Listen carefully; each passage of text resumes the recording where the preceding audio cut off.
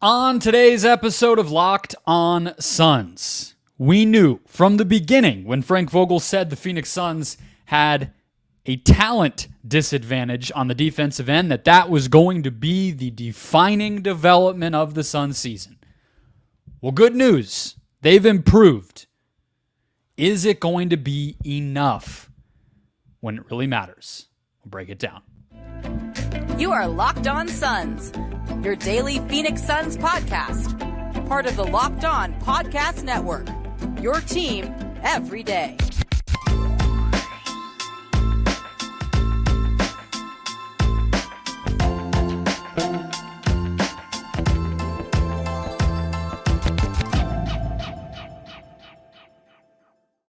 We are back. This is Locked On Phoenix Suns. We are part of the Locked On Podcast Network. I'm your host, Brendon Kleen, a writer at Dime Magazine, the host of the Just Basketball Show, and the author over at the Locked On Suns Insider Subtext community, where you can follow my work. Thank you for finding us wherever you find your podcasts. We are free and available everywhere, including YouTube, so just hit that button. Get a new episode in your feed every single Monday through Friday. Become an everydayer. Get locked on to the Phoenix Suns all season long right here on this show. Mixing up the intro a little bit. Bear with me. Thank you guys if it feels a little awkward. It felt a little awkward for me, but I appreciate you being here. It is a Wednesday. Thank you for making us your first listen. And we're going to do a little bit of a grab bag show as we tend to on off days, starting with the Suns defense, because as I said in the intro, the Suns, this was always going to be the case, right? They built an offense-first team. I've said it since they got Bradley Beal, basically, that their pathway was put as much offense and size on the court as you can. As much as you can do both of those things with the same lineups, do that. And the reason you hire Frank Vogel is to scheme and game plan your way into punching above your weight on the defensive end. So I have some numbers, some observations. Today's show brought to you by Prize Picks. The easiest, most exciting way to play daily fantasy sports. Go to prizepicks.com/LockedOnNBA. Use the code LockedOnNBA for a first deposit match up to $100. All right, we made it through that intro. Let's dive in here. Appreciate the patience. Maybe you didn't even notice. Either way. The Phoenix Suns defensive rating by month. And this is going to be an episode where I am largely indebted to Mr. John Voida over at Bright Side of the Sun. So shout out John. 2 of his articles are going to inspire topics today, starting with this defense. Defensive rating by month, which John compiled in an article published this week. Well, I'm not even going to read the defensive rating because that doesn't really matter. 23rd in November, 18th in December, 13th in January, 9th in February, 8th in March. Kind of crazy how direct that trend is. And honestly, I think back to the speech that Frank Vogel gave in the locker room after that win over the Nuggets last week, because I was genuinely surprised. Obviously, it's a coach's job to hype. It is a coach's job to celebrate, get the most out of his players, and a lot of the time that's through positivity. I'm not ignoring that. I get it. But at the same time, Vogel surprised me with how emphatic he was, saying we can be really damn good or whatever it was, right? Because I was sitting there kind of like, okay, but we all know the defense is lagging. Right? But you look at the numbers and yeah, it isn't elite. It never was going to be, as I have said now multiple times. But nevertheless, the Suns, they now sit over the course of the full season at 14th. They have a 115 defensive rating. So that includes the ugly early start, and that includes the improvements lately. I would also just add in terms of that trend that the fact that the defense has been able to improve as, I would say, less and less defense-first personnel is being put onto the court is pretty promising too, right? Because just think about, Okogie's been hurt lately. No minutes. Jordan Goodwin's gone. No minutes for Nasir Little or Keita Bates-Diop or, any of that. It's been a lot of Grayson Allen, a lot more Bradley Beal, Bol coming in and out. Obviously, Royce has helped, but that's something to bear in mind as well. I've made this comp many times. I will make it again as we kind of use a benchmark here. The Denver Nuggets won the NBA championship last season with the 17th ranked defense in the NBA. That defense had a 114.6 defensive rating. A touch better than where the Suns are now in terms of how many points allowed per 100 possessions.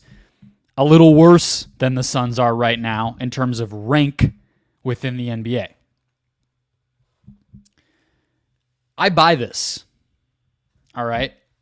I buy that the Suns are on a path to achieve comparably to what Denver did last year, where they improve their chemistry, their effort, their identity over the course of the full regular season.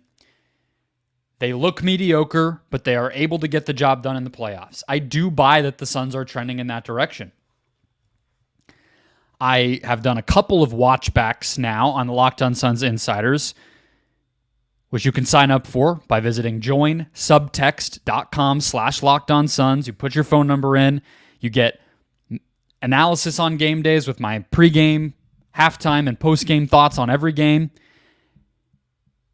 You get any news or updates on injuries or rumors or anything sent directly to your phone. And then these watchbacks, where I am going to be going through full quarters, chunks of games, crunch time, whatever the case may be, and only insiders get access. It is exclusive to people who support the show and become part of the insider community that is growing. I've promised you a Q&A mailbag episode, special episode of this show for you when we get to a certain round number that we are three away from. So if 3 of you sign up, you'll get a bonus episode there too.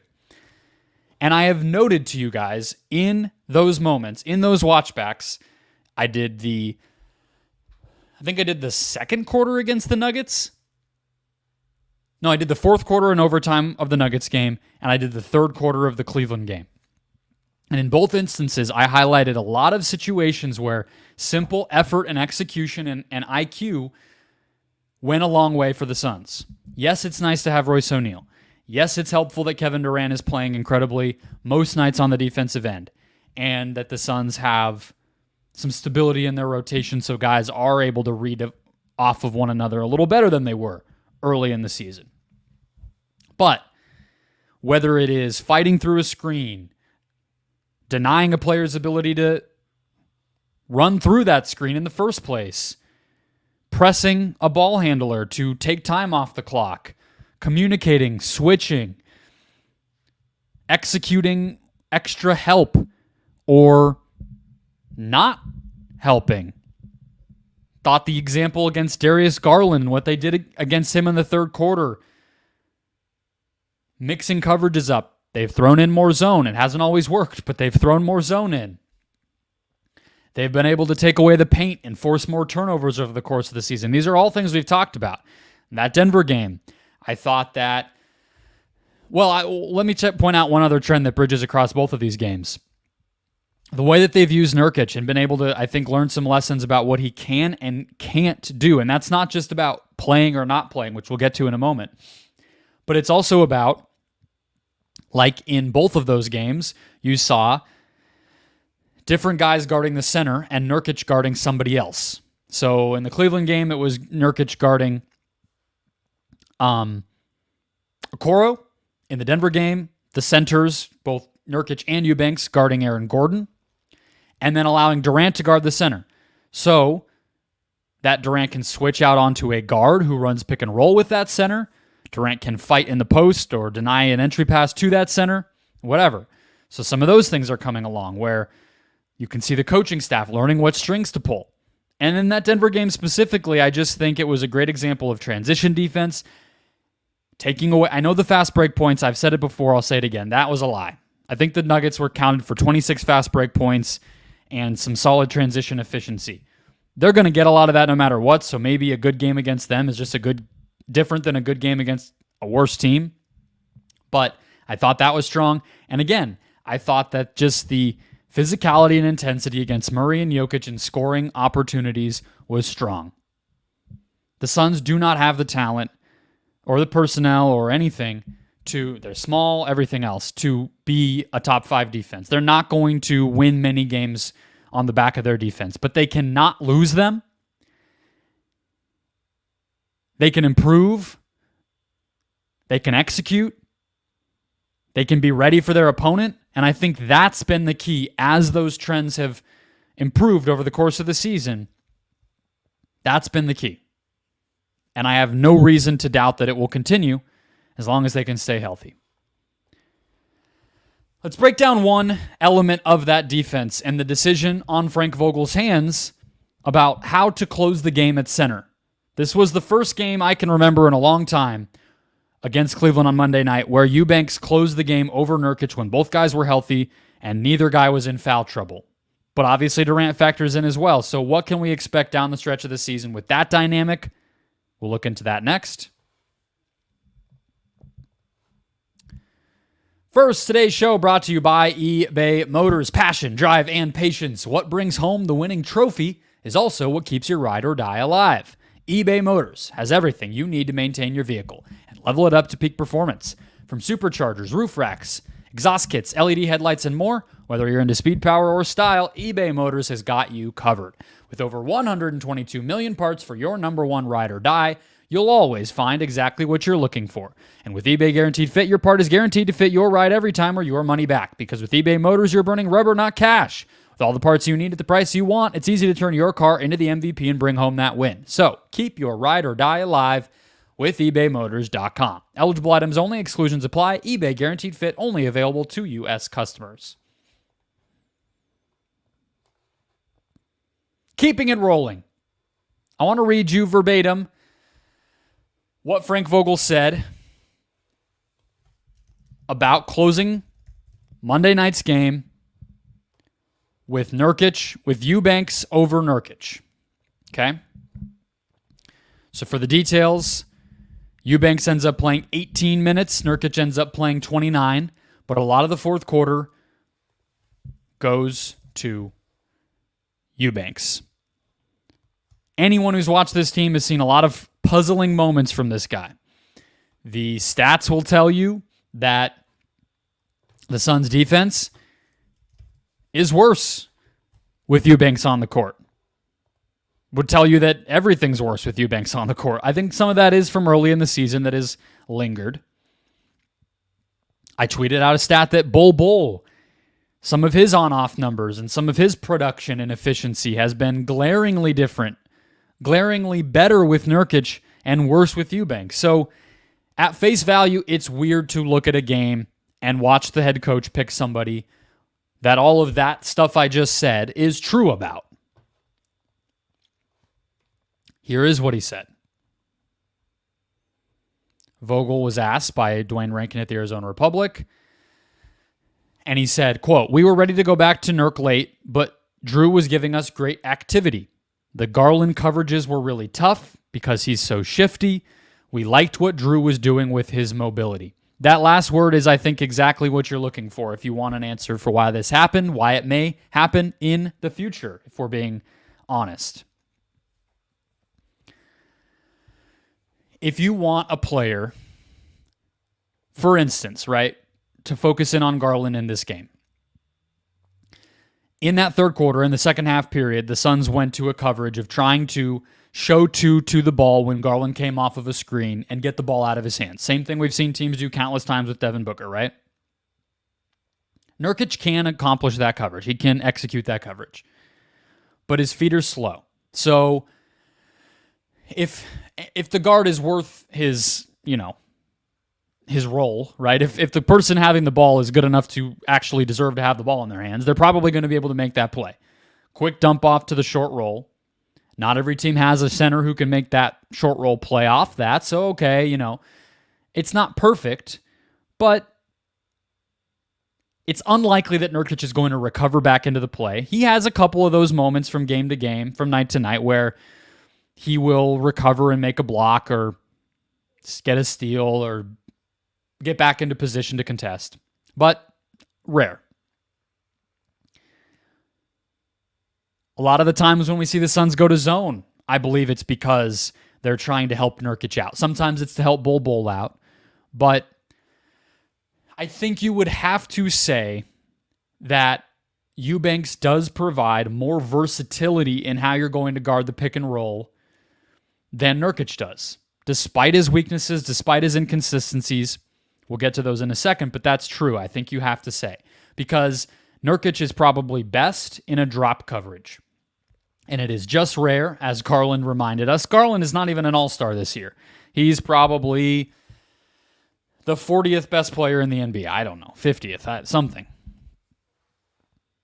30th even, who cares? Even he was able to punish Nurkic's drop defense, especially when we are reminded of the fact that the Suns, again, do not have a great point of attack defender, particularly right now with Josh Okogie out of the lineup. That makes drop coverage harder to play because not only are you giving up that pull-up jumper with the big man not contesting, you're also giving up some of that leeway because Grayson Allen's getting smacked in the face with the screen because it's not his strength to run through those screens. So you can start to piece it together, whereas Eubanks, he might not be perfect at any one thing, but if you want him to hedge and show like with two-man going toward the ball in the pick and roll, him and the ball handler's defender, he's a little more springy with that. He's a little more agile. He can do that and get back to his man a little bit more easily. He also can get into drop. He is going to hold up better in a switch, frankly. So I get it. I think big picture, it is useful for the Suns to experiment with things like this. And it's obviously easier to say, to try that and to feel good about it when you're winning. And the Suns still won this game.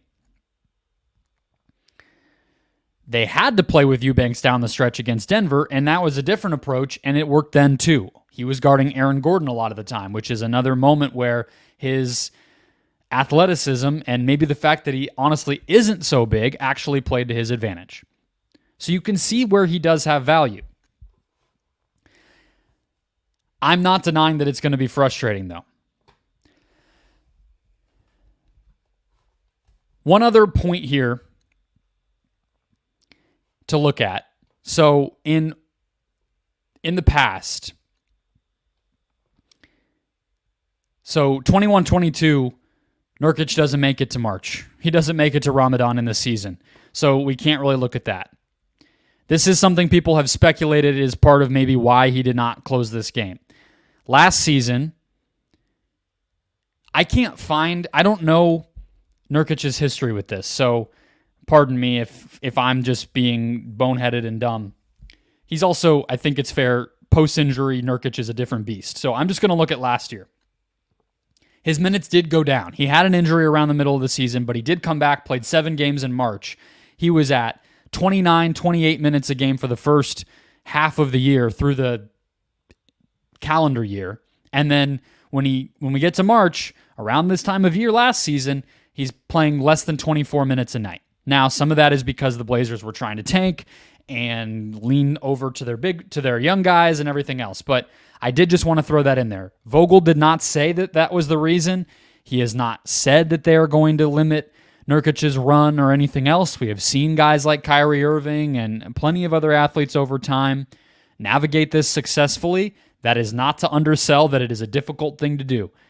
Nurkic posted a picture that reminded us that literally you cannot even drink water during the day. NBA players are getting prepared to play games right as the sun is going down. It is probably hard to fit in hydration and nutrition, if at all, pregame. And that is tough to prepare yourself to play an NBA game without the basic things that a lot of people take for granted. I get that. So it might just be a short-term factor here as well. But again, to say, as much as I can explain a lot of this, as much as I can tell you what the value of Eubanks is, in theory, the numbers are what they are. It has not been a pretty season. There may be a point where the experimentation just has to be cut loose at a certain point, even if you can see the value in it and the sense in it right now. And in the meantime, if there are some ugly nights, trust me when I say that I'm going to be struggling with it just as much as you. Eubanks is a very inconsistent player. He often does not look like he necessarily knows the coverage. Even if he has the versatility to execute a lot of different ones, he looks like he is not prepared to do what the coaching staff has asked. Are we switching right now? Are we all the different pick and roll stuff I walked through a minute ago? What's the deal? What are we doing? And he has a lot of just lapses in attention, lapses in judgment. And you cannot have that on a team trying to win a championship. So this is just as much for him to prove that he is deserving of these opportunities as much as it is for Vogel to prove that, to see if it's even going to work from a talent standpoint. Closing out the show with one more piece of this Suns bench. Eric Gordon. What is going on with this guy this season? The player we all thought was going to just top off this Suns super team has been inconsistent, to say the least. We'll dive into his year coming up next.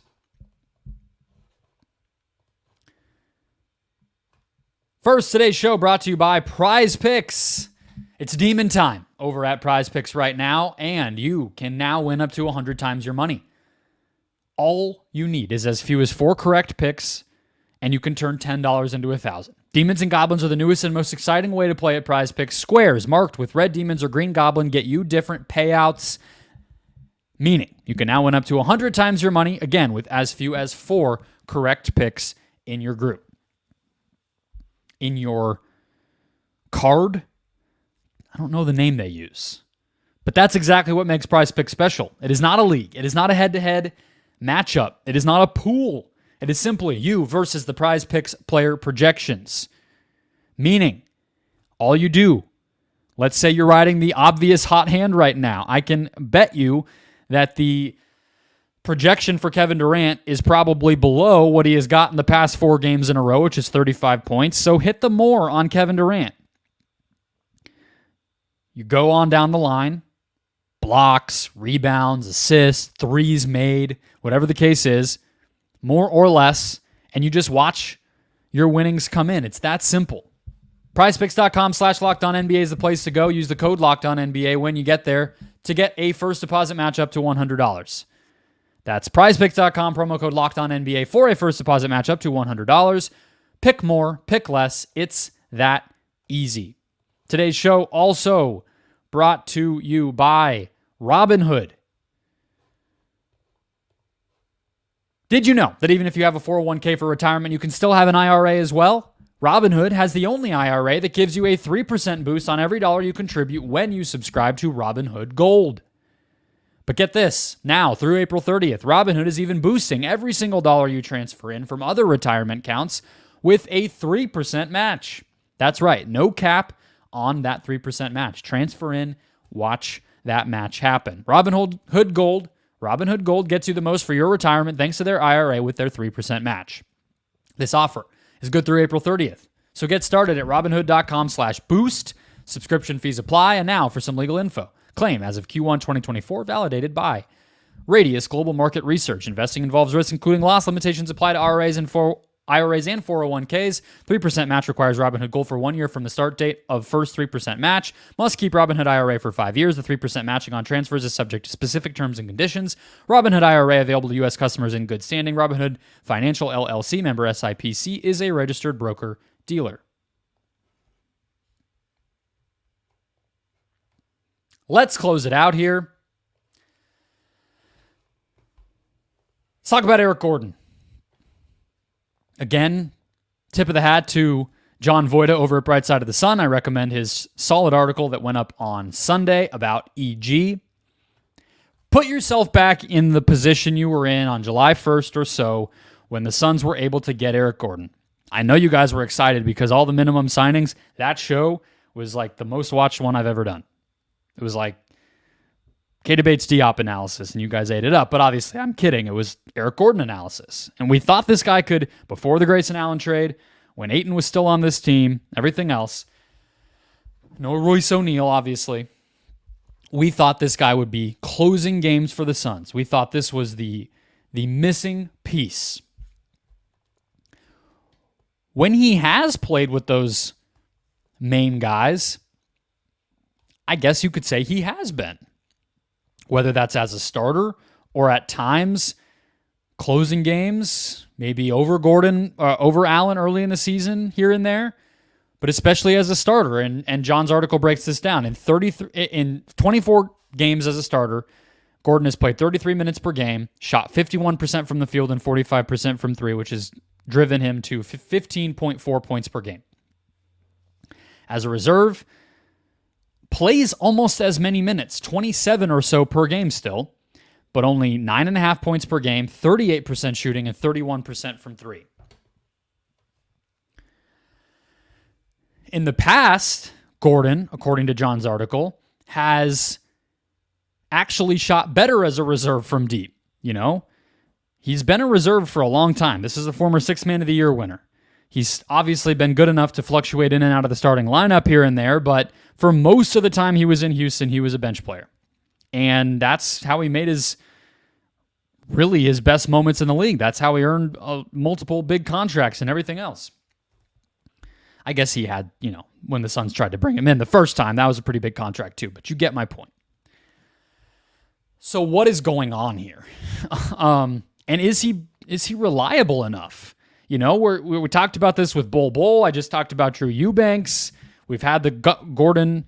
I always want to call Gordon and Allen the same player. I always just want to call both of them Gordon because Grayson's first name sounds similar. So pardon me for doing that all the time. We've had the Grayson versus Royce starting conversation. So as we head into the playoffs, I think we have to have this conversation about Eric Gordon as well. Is he reliable enough to trust as a guaranteed lock for the playoff rotation? He's hurt right now. I don't expect it to continue. He's been on kind of a maintenance plan. Right now, the rotation is the starters. The big three, Nurkic and Allen. Royce, for sure. I think you would have to say Eubanks for sure. And that's it. Now, it would be crazy to say Eubanks is more of a lock than Gordon, so maybe we really should kind of say the Suns are back to 6 guys that are trustworthy. And I'm a little bit depressed saying that.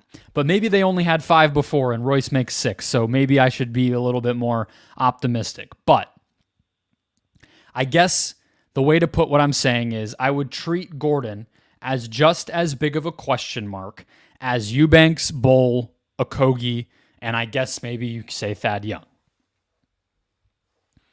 In that, it's going to be matchup-based. It's going to be rhythm-based. Do these guys have it going? Are they executing on defense? Are they healthy enough to be providing the energy that you want from a bench player? Is their shot going in?